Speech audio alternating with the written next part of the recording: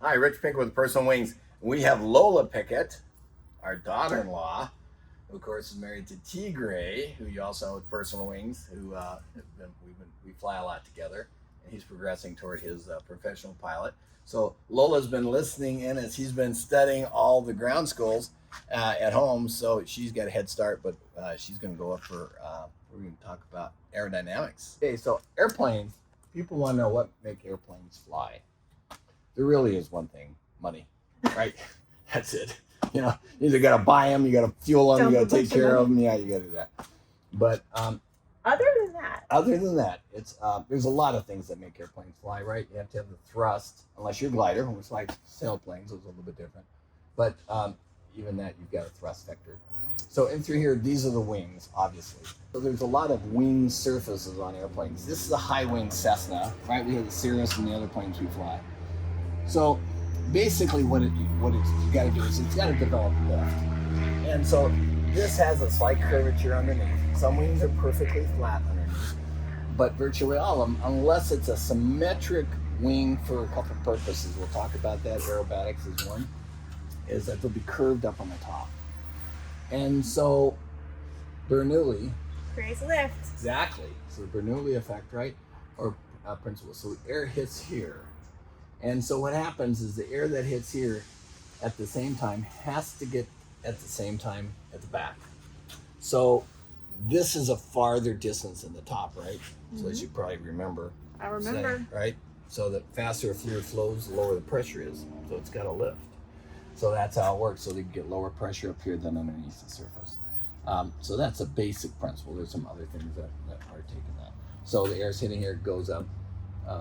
Lower pressure, so there's lower pressure on the top, higher pressure on the bottom, so the airplane has to lift. Depending upon how you angle this wing, depends upon how much lift it develops. And you do that with flaps. Flaps, ailerons are control surface, but elevator to change the pitch is by elevating. But pitch does, flaps definitely has an impact on how much lift it develops. So as you're, right now you can actually look on this plane, it already has a slight angle that's in the front, even on the ground you can see that. So as we take off, we'll pull back on the elevators, right? We'll talk about elevators more. And so that will increase our angle of attack here as we add power. When finally we take enough of an angle of attack with enough power and speed, it'll be enough lift for us to elevate. If you go too steep at an angle of attack, you hit what's called the critical angle of attack. And once you hit that and exceed it, the wing is stalled. Doesn't mean the engine quits, it's just stalled. All that means is the air on the top has backfilled, burbled, and eddied. Does that feel like Ooh, good time. Isn't that cool? It's like that's not cool. No. Well, they're fun to do. Stalls are great. I love stalls. And your not daughter today, loves them. Papa Your stall Bear. loves them. Your daughter loves them. Lyra. So when the airplane stalls, it just loses lift. That's all it is. Yeah. And what it is the air on the top is separated and it literally backfills, burbles, and eddies. It's like in a rapid in a river. I explained that when you see all the water behind a rock. So what you do is then you just, if that ever happens, you just lower the nose and you decrease that angle of attack. Basically, exactly. Everything. And there's a couple common ways to do that. And basically, if you took a wing, this is a basic wing, and you put a line from this point in the middle to the trailing edge, that would be the chord line. And it's just a straight line where the top of the wing goes up, bottom wing is straight. That's a chord line. And so what you do, that angle of attack is measured in relationship to that chord line. Now that chord line changes with flaps. You don't have to remember all this later because we'll go over it. But thank goodness. Good. But when you put the flaps down, that chord line changes. So that's why your angle of attack changes as well. But basically, you're imagining, here's the air coming, right? It's called the relative wind. And as you pitch this up, if this is a relative wind and the wing pitches up, you reach a critical angle of attack. It's too much, the air just can't go over the top. But up until that point, you get lift, various amounts of lift. Okay, so that's just a basic lift. So we've got a couple things. These are just little vents for cabin air. And through here, these are what I call access panels. And some access panels, you pull them down, there's nothing there. Other ones you pull down, there actually is fuel. So you have to be careful. You don't want to take them all out. So Some are fuel access panels, some are just leading edge, and other spots for. Sounds like they need a label. Yes, they should. Fuel here, don't take off, leave on top of there. Struts, some planes have struts, some don't. Some have a cantilevered wing, like a Cessna 210 or a 177 Cardinal. This one has struts. A lot of Cessnas have struts. So it's to strengthen the wing. That way they're not cantilevered, so they can stay a little bit easier for the design and structural. On the planes, you have various, these little guys here. These are fuel sumps. So we'll check the fuel with a sampling cup to verify that there's no dirt or water in it. Water sinks to the bottom. Most modern fuels now are pretty darn clean when you want to check. This little guy is our stall. So our stall vane. So on this, in this plane you can touch it. Other ones I try to avoid it because they're not designed. So basically this tells us when we start to approach the critical angle of attack when we stall, this lifts and then it starts the horn. Okay? You also feel buffeting on the wings. It's still pretty mild. In fact, we'll turn on the master and you can move it and you'll see it. I'll let you move the vane. I'll turn on the master. Go ahead. See? On some aircraft, it's just a little hole. Literally, and you just suck on the hole and it does it because of the vacuum. So, and then these are tied down. Okay. Different planes. Yeah. Make sure though. Just make sure. Yep, thanks. Nice reminder. Just in case. So, this was the little vent. It just provides positive air pressure to the fuel tanks. And what was this again? This tie down. Oh, okay. 10-foot ropes through and hold down the plane. And then, of course, we just have a landing and taxi light on this plane into here. Into here, we have our lights. So, in fact, I'll turn on the lights so you can see them. And right is green because they're both 5 letters, right? Yes. You can put on our strobes. And if you see right red, you're dead. Because that means the red is on the right Coming at you. and it's coming at you. And then on the tail, while we're here, we'll turn on the beacon. Ah. Yes. So in this aircraft, we have separate lights for taxi and for landing. There we go. There's a landing light, there's a taxi light. So different aircraft have different lights. These are high intensity Don't LED. look right at the light. Yes. Do not look directly at the light. This camera mount for our work. That we do. So this wingtip also develops lift the way it's designed. Right? Gets a little bit of lift coming off here. Take some of that wingtip vortices. So let's talk about control surfaces. Control surfaces are basically anything the pilot can control themselves. And so one of the first ones we're going to look at is called the aileron. So the ailerons here assist us with turning.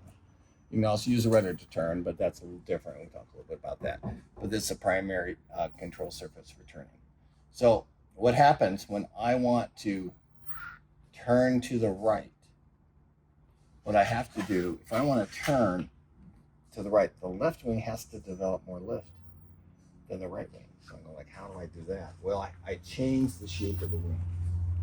So this will come down. This aileron comes down. Then to aid that, I'm like, wow, I could really help that without having that go down all the way all by itself. To have the right one go up to reduce some of that lift. So you can see here, right, we've got the right one up and the left one down. So they're converse. Exactly. They don't always go the same distance up that they go down, depending upon the airplane, but they do. So when we do that, so when we're in level flight, in fact, this is what I do as one of the pre-flight checks. I see how well they join up on both sides. So later on when we go around, we'll say, hey, if we left this here, what's it look like on that side? So it's the same way. So then if we want to turn to the right, There goes that. exactly, bingo, right? So when I'm checking airplanes, I check not only that they work, but that they're smooth.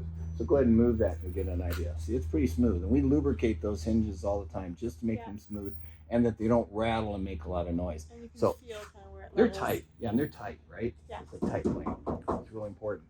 You don't want a lot of play. No. Then the flaps here, these are the flaps. So the flaps help us, I'm going a lot of detail right now, we can do that later, but the flaps help us with low speed operations and drag. They develop lift and drag, but they develop a lot of drag. They also change that chord line. So now, instead of that chord line going from the middle of that leading edge to here, basically a straight line. When we put the flaps down, we'll put it down in a minute. Just like this. Yeah, exactly. That changes the chord line. And we have different settings. Each plane will have a different number of settings and degrees that it can go down in flaps. And it's usually in 3 increments? On the light airplanes mostly. On Cirruses it's 2. On the jets we fly it's 3. Okay. It all depends. And then this one particularly we've got 3. So we'll put them down. So in here, in fact, I'll let you do it. First of all, you have to turn on the power to get them to move. So on the left side of the panel, way over on the left. Big red button. It's called the master. Yeah. And there's 2 switches. You only need to. Only need to do the bat? Yes, correct. Just the bat. Okay, so now you've applied power. Then as you progress over to the right, so you can see that, right, as you put them down. Now some planes have notches. Yeah. So that's 10 degrees flaps. Perfect. Okay, now move to the right a little bit. Those little notches help you find it quickly. And that's 20 degrees flaps. Good. And that's full flaps. Very good. Perfect. And then turn off the master. Okay. So when I'm using the flap, electric flaps, some are mechanical. I'm also looking to see, do I hear any grinding? Do I hear anything going on in there? Right? Does it not move? Exactly, all that, right? And so you can see underneath here. So you can see these are the flap tracks. Those are the roller bearings. This is one of the control rods. Same thing over on that side there. See that one underneath there? These control rods. So when you're pre-flying, you want to make sure those are tight. You can feel that. It doesn't move at all. It's just what you want.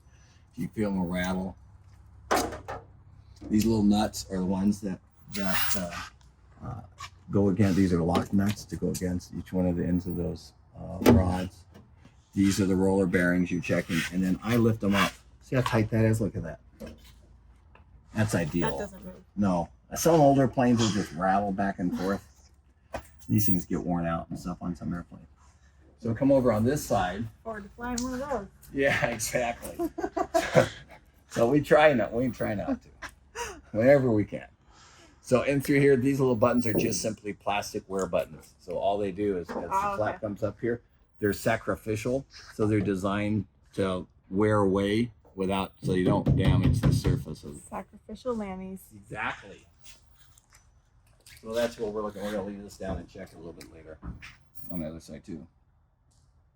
So down on here, even though this isn't a flying surface and a control, we have our wheels. So we have fairings, and so about the only thing you can really check is you can see the tire underneath. But as you roll it, the air pressure. And the best thing is to measure. We check them every couple of weeks on our planes. You can't reliably look at a tire and go, oh, that looks fine. Because I've looked at them before, thinking it's fine, they're 10 pounds off. Yeah. So you just try to wiggle that. That's how it should be firm, right? Very firm. And here is a hydraulic line going down to that brake. Okay. And then that little pad's just to step on that strap.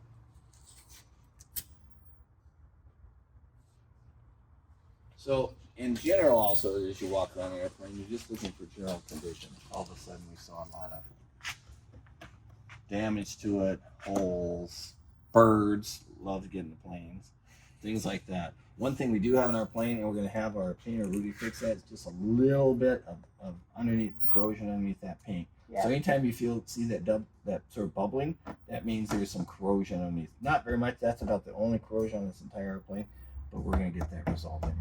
So those are things you kind of look at. Right? Those little marks there, little mark dirt. Yeah, it's dirt. Your husband has to get to clean it a little bit better. Then we have, of course, every plane's different. We've got, this shows our jet shades, the ones that we developed with jet shades for the company. So amazing, it keeps the plane cool inside, protects the interior, makes it cooler inside. So these are jet shades that Tigre and I developed. Double cool. Yes. Cool on temperature and cool factor. They look too. They look cool. They look pretty nice. So this is one of the GPS antennas. So this is a GPS antenna. There's a couple of them on this plane.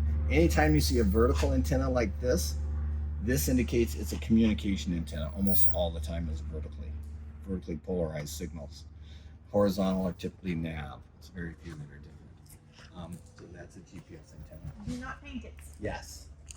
There's 2 more comm antennas up through there.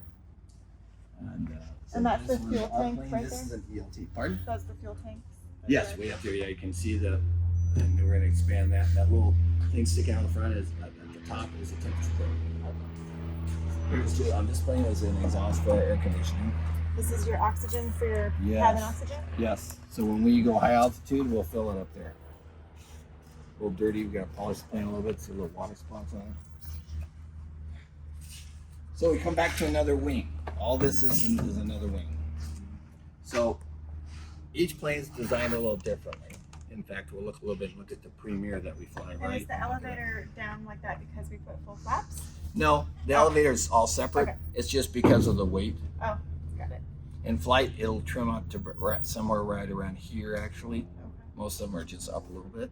So this is a horizontal stabilizer, this surface here. In some planes, this entire thing moves, and then it'll be called a horizontal stabilator because it's an elevator and a stabilizer. So Clever. it is pretty cool, isn't it? So this one, I'm not sure why they have such a big gap in the design of here, but most of them aren't that big a gap in other planes. So in here, what I try to do is avoid touching this because this is plastic Okay. in terms of trying to lift it. So if I ever want to check a surface, an elevator, I'll show you. I just kind of push down here and lift up here, so I'll let you move it. See? That way, heavy. so it doesn't put any stress on one particular point. So you see inside there where those nuts are? See, now it's in. Yeah. Roll it down, or you can see them underneath too. Yeah. See, you want to watch that? So that's a nut. It's got torque. Paint on it means it's been torqued. If that paint was gone, it means, hey, what happened? They didn't tighten it. Or it got loose. And then there's a head. So you want there to be paint on there? Yeah, ideally. It wears off over time. These are static wicks like we have on the wing, and it just takes static electricity, mainly from rain. When we're flying along in rain, in instrument conditions, it's dirt. Same thing in here, right? There's another pin here. Each plane's a little different. This one doesn't have any paint. That one doesn't. So we'll look on it. Oh, that's because they replaced that. They didn't replace this recently. Okay. So since he was working on that, he made sure it had it on there. And he assembled it. So in through there, so you can look underneath. You can't, in this plane, you don't, they're very tight, so it's really hard to inspect everything. Same thing with a Cirrus. It's really hard to get in every single spot here. So when we fly, right, this controls our pitch other than power. Power also controls pitch. But this is the, this will control our pitch. So That's what you do with the yoke, right? exactly. That's so it makes us go up and down. So what we're basically doing is changing this airfoil, right? If it's a neutral airfoil, it's not having much effect, right? But then now all of a sudden we make it curve. And if we curve, you can see when I push it down, see where the control yoke is inside there. And then watch when I pull it back. What happens to the control yoke? It's coming back. It comes back. So that means we're going up. Exactly. And then when I push it down, we're going down. We sure are. Rapidly. Because rapidly. That's right. That is called a nosedive. Can you do that again? Sure. So when we do this, the control yoke comes back. Pull up. Pull And then up. now, there the control yoke goes in. So that matches what we're doing outside. So Correct. here the control yoke is in. So the control yoke is in. So now this wing, which was symmetric here, is now curved, right? So it's going to change our chord line and our angle of attack. So now all of a sudden, this develops a lot of the lift, and the nose will go down. When we go like this, now the wing is curved the other way. It's no longer, it's asymmetric just like it was before. So then, exactly. So that's what so when we fly, you're going to be moving the control yoke back and forth, and so then that will, and you don't have to move it much. It looks like, wow, we're I'm going not to move all going to this. doing it like that. No, not like your daughter. No. Not like He likes to do it. But there, yeah, so you just move it just a little bit. Smoothness is really, really important with flying. So same thing with the rudder. This is called a vertical stabilizer, just like that's a horizontal stabilizer. And then this is our rudder. And when we alter it, you have to be careful because some rudders you really don't want to move by hand, just because it's pretty thin. Yeah. Right? You don't wanna The mess strength up. of an airplane does not come by the weight. It comes by the monocoque construction, as it's called. It's a stressed wing. So it's stressed skin over ribs. So if you do have to move, find where the rivets are and you move it. I see. And so when we do this is going to move the nose left to right. So when we do turns, we do use a little bit of rudder and a lot of aileron. And make it a pyramid so that you're not cross. Exactly. Right. Yeah. Because if you can do cross controls. So we can have the plane turn to the right with ailerons, and we could use left rudder, and that's called a slip, and they're awesome to do that. But you want to do that under certain conditions. Yeah, it's like skidding, right? Yeah, and you can skid too. Skid is you put both in too much in the same direction. Okay. So then here we have another static with horizontal antennas. That's a VOR, very high frequency on-main range, so horizontal navigation. So in through here, so same thing. Now this has, go ahead and move this and watch what that does. This is a trim tab. So if you always, when you're flying, had to hold all that pressure to keep a particular altitude, it gets really tiresome. So in the cockpit, what we'll do is, once you get to a certain, exactly, and so that trim wheel on this plane will just take that pressure off. And then so what happens, in fact, while you're here, I'm gonna go inside and move that trim tab, and you'll see that one. And Tigre can explain it. You okay? Yeah, I can bang my head. Watch out for the flaps. Full flaps. You have that trim tab? Yes. Yep. This is a trim wheel. There's a mark in here. We'll show you, Lola, when you get inside here, but it shows takeoff range. And so this is where we'll make sure it's in when we do takeoff. We have the same thing for the rudder. See that? Yeah. So that's that little trim tab. So depending upon the plane, they'll always have an elevator, a trim, and a position. They'll only sometimes have it for rudder. Depends on the plane. But that's how that's in the center. So that's that little tab, and we move that to make it And it's only easier. on one side? On this plane, it is. Some planes it has on both Flaps. sides. Flaps are down. Flaps down. Flaps are Leave it down. down until we look at the other side. So same thing on that we checked on the left. We checked to see, you can see there's paint there because Anthony had Paint just there. replaced and had greased that drive. And that's for that this one in here. Mhm. And that's for the pitch elevator trim. And you yeah, check and here this because he had put a new ground strap on it. Those little straight, it's hard to see that in there, but that's a ground strap. See that with a wire? Yeah. And that's just to provide conduction, a solid conduction path from here to the elevator to the static hook for that So a precipitation natural static. path to go. Yeah, and it's good for two things. One is in rain, if you have a place for the electricity to go out that static hook, then the radios don't make noise, crackle. It's also good for lightning, so that if you get hit by lightning, it's supposed to go out this. Supposed to. Yeah, sometimes it makes a little bit just a little hole. Where it exits usually. So down through here, this is just one of our other intakes on the plane here. This is for our air conditioning system. Right, we've got an exhaust over on the other system side. This plane we got two doors. We'll show that once we can't open them when we get it out. So same thing with the flaps. You're checking to verify it's dirty. We're gonna clean it. Yeah, I see that. Well, that wing got polished and this one not yet. I know this is good. The next one get polished. It looks pretty good on the other side. So we're doing the same thing, checking the tracks, checking the arms underneath here, etc. If you go underneath there, you can check them. Sacrificial. Yes.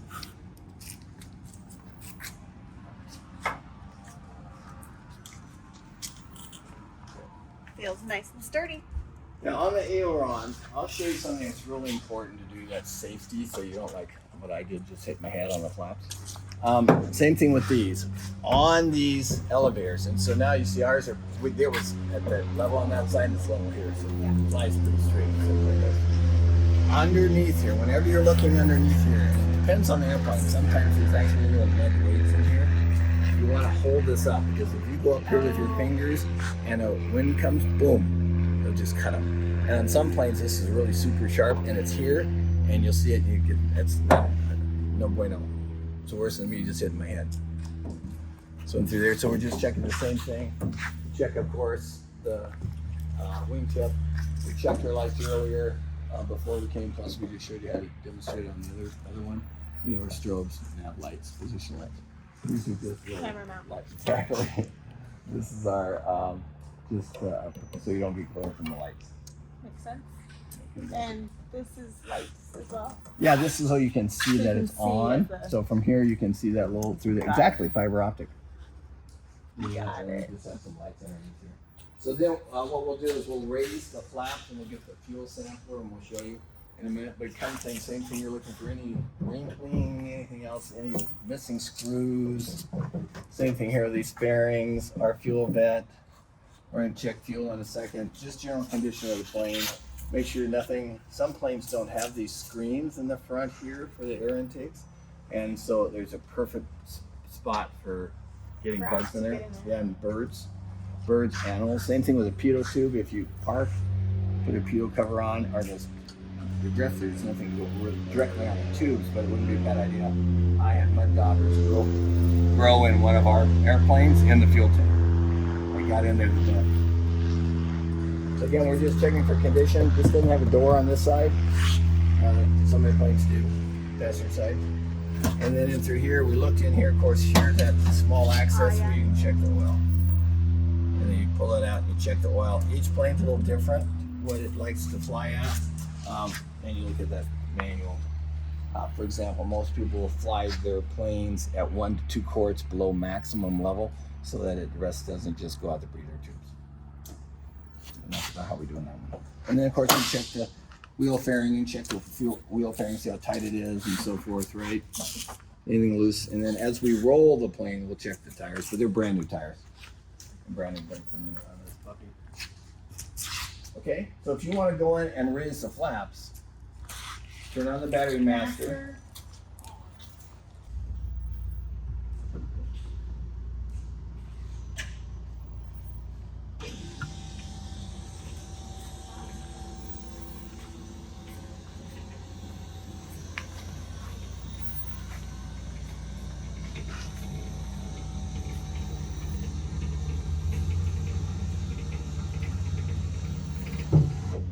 Great. So then over on this side,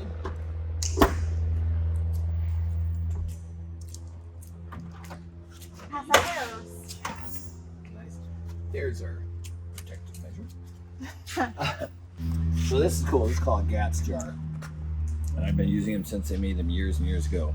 So this jar is really cool. So it has a membrane in here, so fuel will go in here, and as you pour it, if there's any water, it's trapped by this, so you can pour it right back in the tank. It's a terrible idea to pour fuel on the ground. It's illegal in a lot of states now, but it's just a waste. And if you pour the fuel onto pavement, it destroys pavement. So and we have a bunch of different drains. We checked other ones. I'm going to show you. We'll come back out here. I checked them earlier, but we're going to have you check one of these. I'll show you this one, then you can check one. So as you push it up, Oh wow. so you want to get a sample. And then before you remove it, make sure that's stopped. That's a good idea. If there's any dirt there, exactly. I've seen it before where it's gotten stuck. Like on one of my planes, go, oh crap, I've had to hold my finger over there and try to get somebody to help me because they got trapped. So if you do find any dirt in there, just push it a couple times like that. Sometimes just a little bit of dirt has come against that seal. So in here, that's clear. It's blue, which is perfect because this is 100 low lead, but it's clear. There's nothing in it.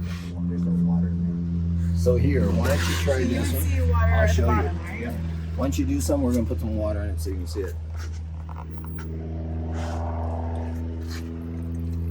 Now, if you found water, you keep on going until you don't. Right? There you go. Perfect. Right, so that's really clear. You can find dirt. Now, occasionally you get a little bit of dirt in there. It's nothing to worry about. Just do it for your clean. Cool thing, this will do it. Now hold on to this. I'm going to see if I can find some water. We have water bottles over there.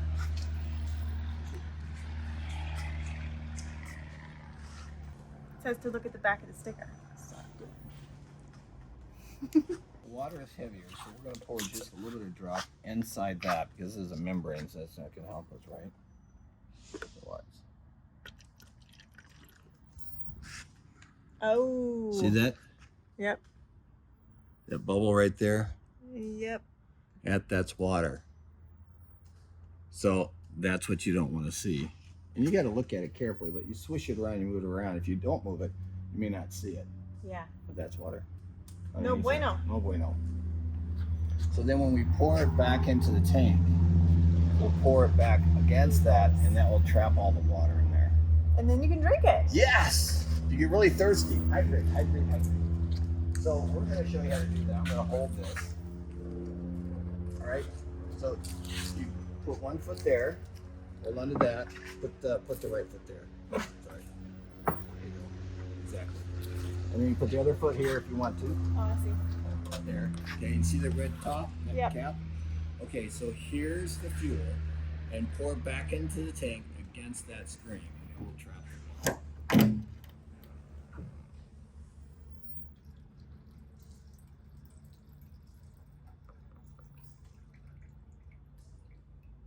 Get every last drop. It's liquid gold. It is at $8. That's what I mean. That's what I'm saying. And there Okay, we so have look, see that? aqua. Isn't that cool? So that didn't get. So that's a great way. It'll evaporate eventually out of the cup. Whenever you want to clean that sampler, you can just simply take off the top, clean it out with a cloth, and then you're done. And then you're just gonna reverse it here, there, sit down. Good, excellent. See? And then the cap is on. We check those caps to make sure they're on. And it's another way you can look from the back and see their line, but you really want to make sure they're on. Because line guys do a great job, you know, but sometimes they may vibrate loose or so forth. So you want to check that. So you do not check every sum? You did. I checked all of them before. Okay. So you I was check just showing, everyone. yes. Yeah, because I'll show you. And you want to do that. You don't want to just say check 2 one day and the next day. I went through yesterday and checked them all. But each plane's a little different. So we have one here, one here, one here on this plane. And then we've got these guys here. And you check for clarity after every one? Exactly. So that So boom, boom, boom, boom. Yep. And usually you can just do it in the same sample cup. You should do that. Some planes will also have in another location. They'll have them at the bottom of the engine sump. When we put the extended tanks on, I believe we're going to have some sumps out there as well. Yeah, you just check every one of them. Especially if you've been somewhere where it's raining, you don't want to forget it. That's just an attachment point. Whatever that's attached to something. Not sure what. technical. It's technical. No idea what that's attached to. I don't want to look in here because I think all those are going to be our fuel tanks. But unless they're labeled, I don't know. And find out. But these are all. Yeah, these are all. In here, sorry. This is a flex valve. So this is for our magnetometer. Non-magnetic And tools. then you get in here and start getting in the fuels in here. See that? So that's a solid tank. So all this isn't fuel here. This is solid. Some planes have access panels directly in their fuel tanks. Yeah, and some of the caliper too. But that's the strut, the silver part. And so what you're looking for is, in fact, it's a little dirty, so we're going to make sure we clean that before we go flying next time. But you're looking, depending upon the airplane, usually about 3 or 4 finger widths of exposure of that. If it's too much, it doesn't work very well. If it's too low, then you won't get a lot of absorption. And then the trailing, it doesn't have it much on this, but this has a shimmy damper, that tube. And literally, it's like, think of it like a shock absorber. It looks like a shock absorber. Exactly, and it works that way. It's a damper. And so it helps as you land, if there's any shimming on the wheel, it Keeps it dampens that. snapping right off. Exactly. Yeah. When those are bad, you notice it. And you would check your tire pressure. Yeah. Yeah, it's always good to do that. I usually try to label it so that I know. 42 psi, I think, Yes. somewhere. Oh, over there. Over there in the mains. Just a minute, I can look at the AFM, the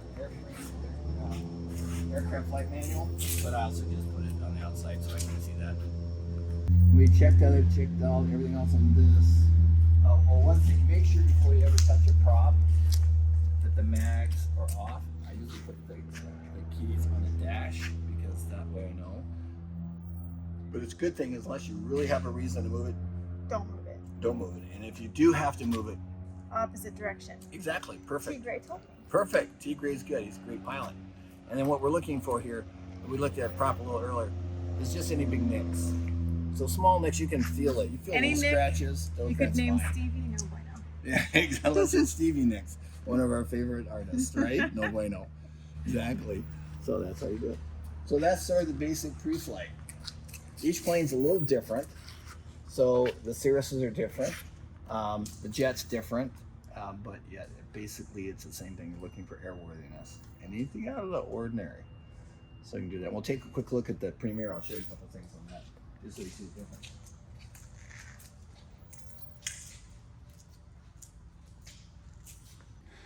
Okay, besides, this is a Premier, besides having better snacks. And inside, a large belly. and a large belly. You know, it's pregnant, doesn't it? Yes. It's a cool airplane. So, but the same principles apply. So, the wing, same principle. Yep. This you see, it's really a smooth design. There are ailerons, very, very small ailerons. ailerons. They really are, but it's such an efficient airfoil, and it's a swept wing that it just doesn't need much. The flaps are huge, Flaps are huge. really huge there. Right? The wings the same. These are what are called stall fences. It helps the airflow so that the airplane, if it does have to stall and so forth, it keeps it smooth, the airflow as long as possible, and also kind of directs the airflow. The tail is same thing. It's got a you can see a horizontal stabilizer And the and elevator. an elevator. And this one actually adjusts. See that little black line? Yes. So some planes you'll see it like on a Falcon. That whole an entire besides having the trim tab and the elevator itself, the stabilizer also moves. It's not fixed. So in fact, in our pre-flight, we'll check at least that that's in the center with black, and then when we come inside, we kind of verify that everything's That's matched the up. black line, I see. But basically the same thing. They operate exactly the same, they just go a little faster. And except, of course, this uses Jet A fuel. Okay? Do you have any questions on that part? Not on that part. That part seems. Any questions clear. on the plane? Anything on it? On the exterior pre-flight, at least? And you don't have to remember all this stuff. And I tell No, all the... I mean, how do you don't test the landing gear if it's a retractable gear, so how do you look at that? Well, if it's a retractable gear airplane, right? Make sure when you get into the cockpit, just like Tigre was teaching you, that the handle's down first before you put on the switch. Because in theory, there are switches on the gear that prevent it from being... From dropping. and from then coming pulling. up, right? You know, if you hit the switch and the gear switch is on, but you never know. That switch could be bad. So the gear, you don't check it until you take off. If it goes up, awesome. If it doesn't, you come back around and land. Got it. If you have a retractable airplane and you fly along and it doesn't go down like it should, then there's emergency gear extensions Okay. where you And those are more manual, right? yeah, typically, sometimes you just pull a valve and it releases hydraulic pressure and they drop. In other cases, you actually literally wind it down with a crank, and each one has a little different process for the gear. But it's pretty cool. Yeah. About how long do you usually allow for flighting? How long does it take? Whenever I can, I like to do it the day before if it's my plane, so that way I'm not You do rushed. it I take a thorough. lot of time. Yeah. But otherwise, it depends. Usually, a walk around pre-flight and do probably less than 10 minutes. Depends on the complexity of the plane. That's the external pre-flight's really just you're looking around, especially if it's your airplane. If you're renting a plane, you want to be a little bit more careful because when you take that plane, it's your responsibility. If you didn't check and you come back, It's your responsibility. exactly. So Yeah. it could find out that you didn't check the plane, right? And so you have a flat tire and you didn't do it, or Right. a worn out tire, then they're going to blame you. That's also why it's real important as you roll a plane out To look at how it's to look rolling. at the wheel. Yeah, exactly. The wheels and the brakes. And then inside, I do other checks. And we can talk a little bit about that. Have like we do in the interior. Basically, what you did today, right? You're checking. We check the trim. You check the controls. They're smooth. Yeah. Right. We're checking the flaps. They worked. Magneto switch worked. And then we do other checks depending upon the airplane, like the lights. We turn on all the lights and so forth. The lights are extremely important, especially at night if you're going to do it. Yes. If you're going to fly I've at heard night. stories about that. I don't want to have that story ever happen to me. No, if you can, it's real important to make sure you've got all those things working, not to be sure. So it doesn't, and as you get used to an airplane and you know it, it can go pretty darn fast. But around that. Okay, how's that? Pre-flight with Lola.